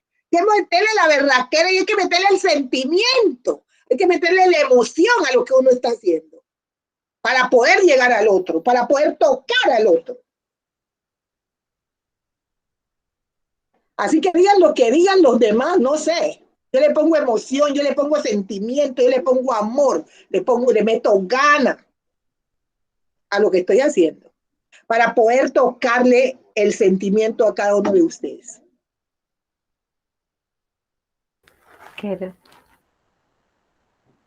Mary, te puedo hacer una sugerencia, así, si tienes a alguien que te ayude, porque hoy en día se graba mucho en Spotify y hay muchos cuentos grabados y difundidos por Spotify y así las personas te pueden seguir, te pueden escuchar, pues las obras que puedas narrar oralmente y declamar, ¿no? O sea, sería una oportunidad y sería una manera de difundir tu obra y que personas que no tienen la posibilidad de leerla o tener acceso al libro, no, al material escrito, pues así pueden conocerte también a través de tu voz, ¿no? O sea, de tu voz como poeta, como narradora y también de tu voz física, ¿no? O sea, porque es encantador, la verdad, la manera como narras, eres, no, es muy emocionante escucharte, sí, de verdad, me encanta. Yo veía tus videos, tus entrevistas, y yo como una niña así, de nuevo volviendo a mi infancia, porque es muy hermoso, de verdad, me encanta escucharte. Muchas gracias. Vamos a ver qué dice mi hijo. Él tiene una página web. Entonces, yo no sé qué tanta cosa tenga ahí en esa página web. Hay varias páginas, no sé qué tanto hay allí. Yo no manejo mucho esas cosas, pero bueno. Y no solamente su voz, su imagen, porque es hermosa, Mari, es hermoso verla. Muchas gracias. Muchas gracias. Bueno, Mari, te agradecemos muchísimo. No queremos sacarte más tiempo. Te queremos eso, es puro agradecimiento que tenemos por la generosidad tuya. Y eso, sabe que nosotras vamos a estar ahí pensando y ideándonoslas para ver cómo te tenemos más cerca. Silvia no dijo nada. ¿Quién? Silvia. Ella quiere Silvia. que Silvia hable porque ella la vio en la imagen todo el tiempo. Sí, hola. No dijo nada. Sí, pero estoy muy emocionada, Mari. No la conocía, sí. Estoy encantada, de verdad encantada con ustedes. Yo leí la muñeca negra, sí. Estoy de acuerdo con las chicas. Cuando tú hablas con el alma, con tu corazón. Entonces, quieren su sugerencia. Es increíble hacer un Spotify, porque leer es lindo, pero cuando tú hablas, Dios mío, me gusta decir, es increíble. Muchas gracias. Y solo puedo agradecer a todas, sí, la oportunidad de quedarme aquí con ustedes es una riqueza, sí. Estoy muy emocionada. Muchas gracias. Es una clase de cultura, sí. Tú hablaste para nosotras sobre un país un sitio que yo, por mí, yo no conocía. Y entonces estoy muy emocionada y muy encantada. Muchísimas gracias. Y vean que estaba quedando calladita, ¿eh? Mari es una profesora exigente.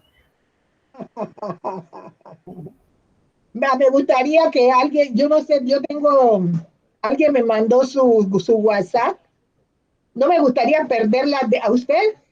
Me gustaría que tuviéramos todas conectadas, por lo menos que hicieran un WhatsApp donde estuviéramos todas. Excelente, está Me bueno. parece, Sí, por y favor. otras tantas. Sí, por Nos favor, hagamos por un favor. tremendo grupo, Un grupo de mujeres latinoamericanas. ajá, y nos podamos comunicar por ahí, podamos hacer cosas. ¿No les Perfecto. parece? Sí, Me si hacemos, encantaría.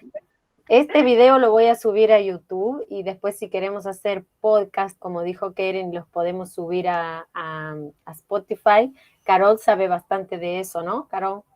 De cómo hacer podcast y porque Carol sabe, ella trabaja en una universidad aquí que tienen muchos podcasts y así que Carol también podemos ayudarnos entre todas. La potencia de las mujeres, che. Claro, la potencia de la mujer, ahí está el título. Mari, ¿y tienes algún proyecto para enseñar a otras mujeres, para enseñarles a otras mujeres del Pacífico y del Atlántico, ¿no? De esas zonas, ¿no? De confluencia, ¿no? Entre las culturas afrocolombianas, para enseñarles también a narrar, a expresarse a través de la literatura y de su oralidad. Oralitura, ¿no? Como Tenemos un dicen. proyecto. Tenemos un proyecto que ya se empezó a ver los resultados con el Ministerio de Cultura que se llama Mujeres Narran su Territorio. Mujeres del Pacífico narran su territorio y mujeres del Caribe narran su territorio. Ya salieron los libros. No sé por dónde anda uno por aquí.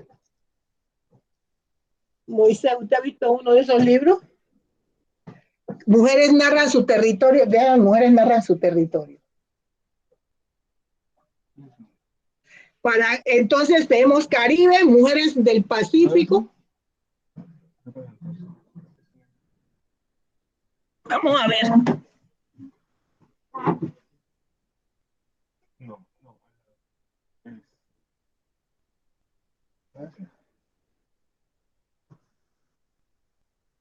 Este es la del Caribe.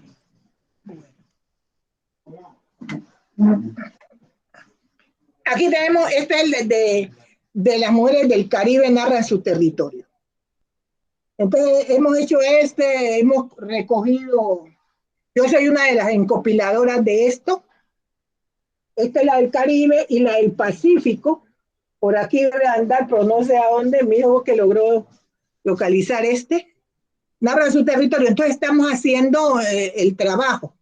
Ahora vamos a ver si se hace con las mujeres indígenas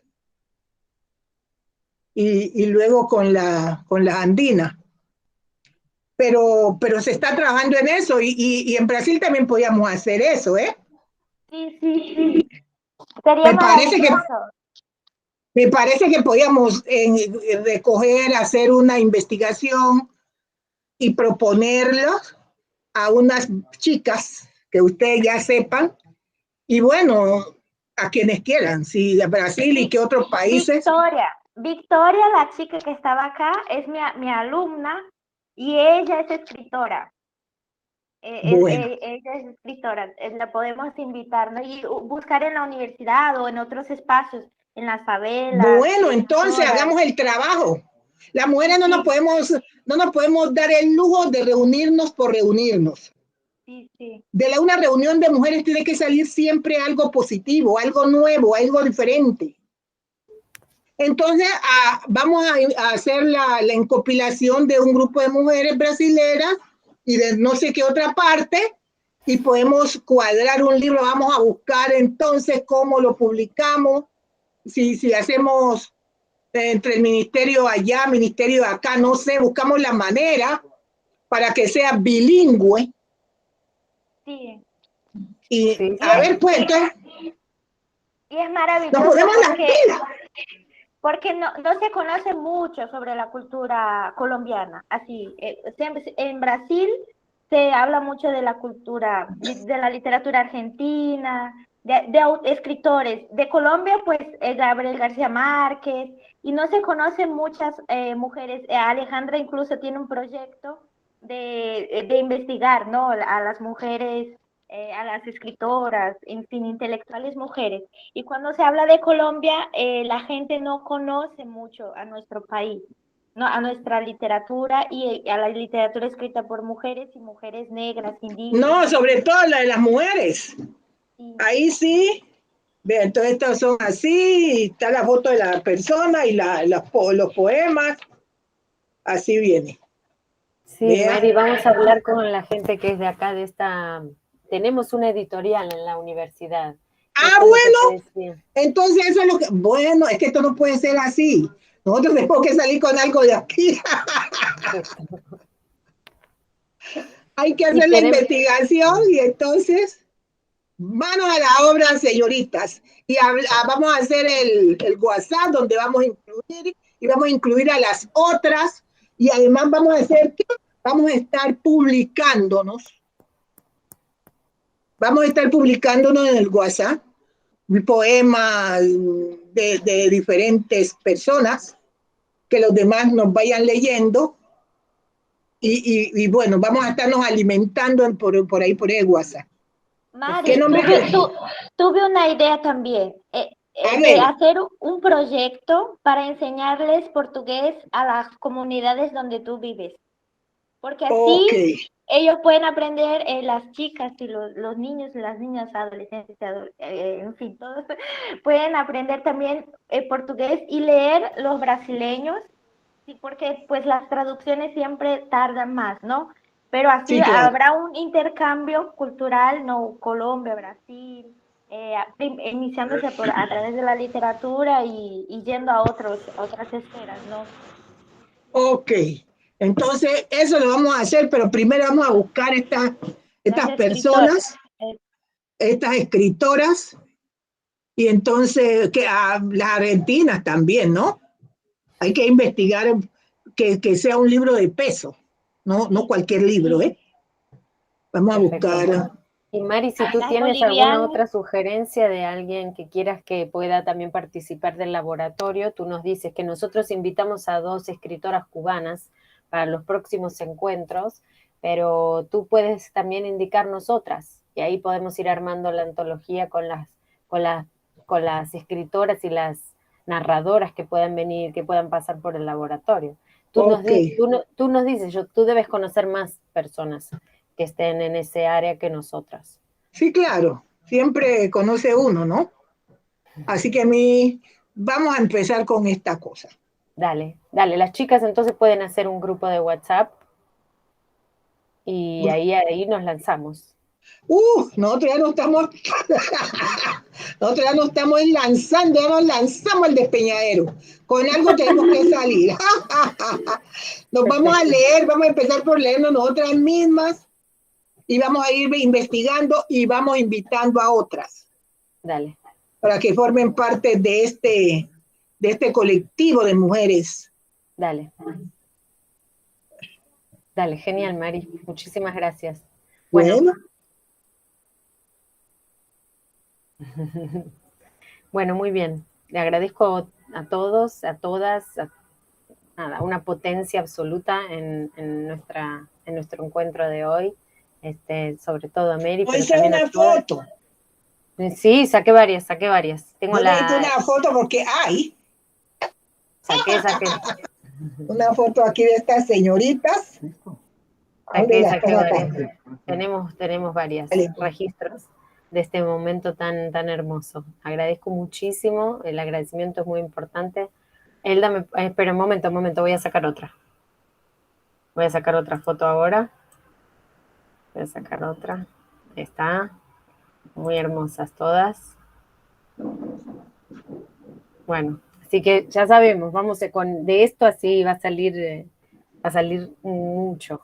Así que estamos juntas. Sí, estamos juntas. Y con ideas. Y esas ideas no pueden quedar en el papel ni las puede llevar el viento. Es manos a las obras. Cuando las mujeres se reúnen, tienen que hacer cosas positivas que a la posteridad lo sirva a todos. Mari, ¿puedo hacerte una pregunta? ¿Cómo está usted? ¿Dónde estaba? Eu estava aqui odiando todo, maravilhada de tudo que eu ia. Como está a representação política partidária, vamos dizer assim, de la vida política partidária, de parlamentar, de mulheres negras em Colômbia? Há mulheres negras como alcalde, como deputado, senador? Como está a representação política partidária? Se há algo. Muy Nada, poca, nada. muy poca. Ahora hemos tenido la suerte que han habido 3 ministras negras en el gabinete del presidente. Sí. Que eso es una cosa, pues, excepcional. Pero no es lo suficiente porque hay el problema que nosotros no creemos en nosotras mismas. Sí. Tantas mujeres, y cuando es la hora de votar, no votamos por la compañera mujer, sino que votamos por un hombre. Pasa igual aquí. Así que no tenemos tanta representación como debería haber. No sé, el próximo año ya vienen las elecciones acá, vamos a ver. Pero este problema de las elecciones es muy complicado porque son muchos los factores que intervienen en estas cosas. Ya no es libremente como se quisiera, ¿no? Así que vamos, hay una precandidata a la presidencia de la República, que se llama, ¿y cómo se llama? Márquez,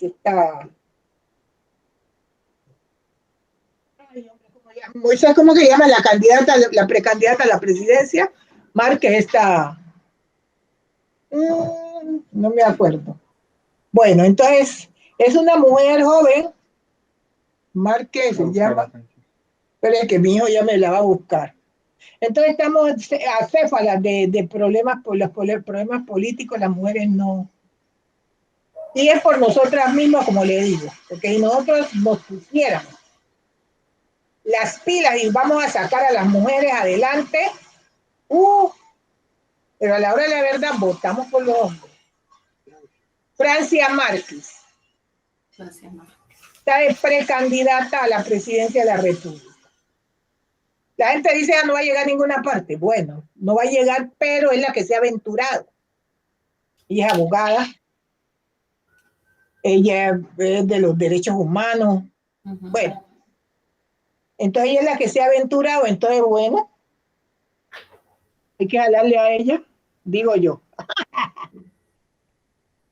Eso es. Gracias. La política no estamos bien. Me parece que é algo bem latino-americano. Chile agora estou lendo coisas sobre Chile que me está gostando, não? A representatividade em Chile está melhorando agora. Incluso a presidência da Assembleia Constituinte é indígena. Claro, que eso tampoco no es común.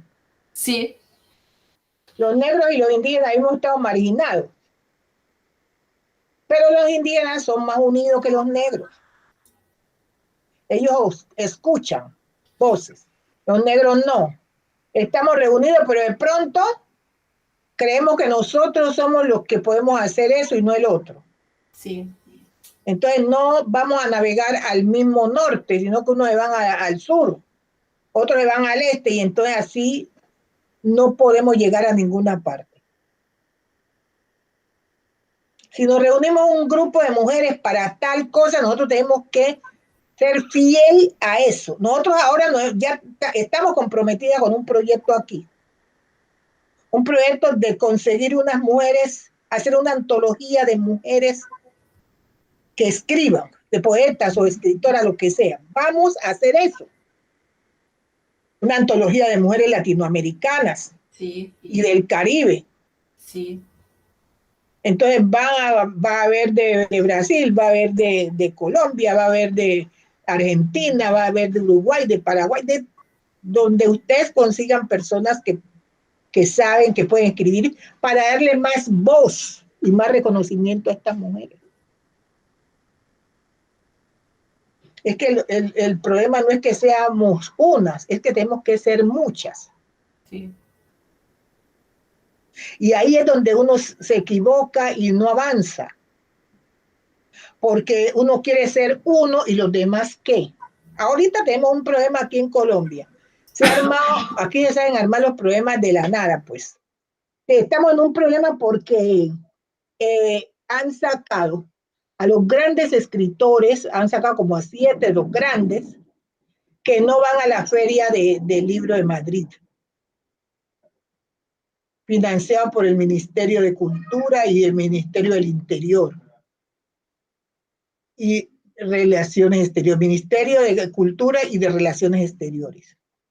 Y entonces la gente está, esos grandes están y los periodistas están que echan chispa, porque no han colocado a esos peces pesados en la lista. Pero entonces el embajador dice, no, pues ellos han venido siempre, hay que darle la oportunidad a los otros. No vamos a hacer política acá, esto tiene que ser neutral. Hay que darle la oportunidad a los nuevos. Y esa gente decía, ay, bendito. Los periodistas han hecho unos enredos increíbles. Hasta están invitándole a los que vamos, porque como nos dijeron que éramos neutral, entonces nosotros que no vamos. No.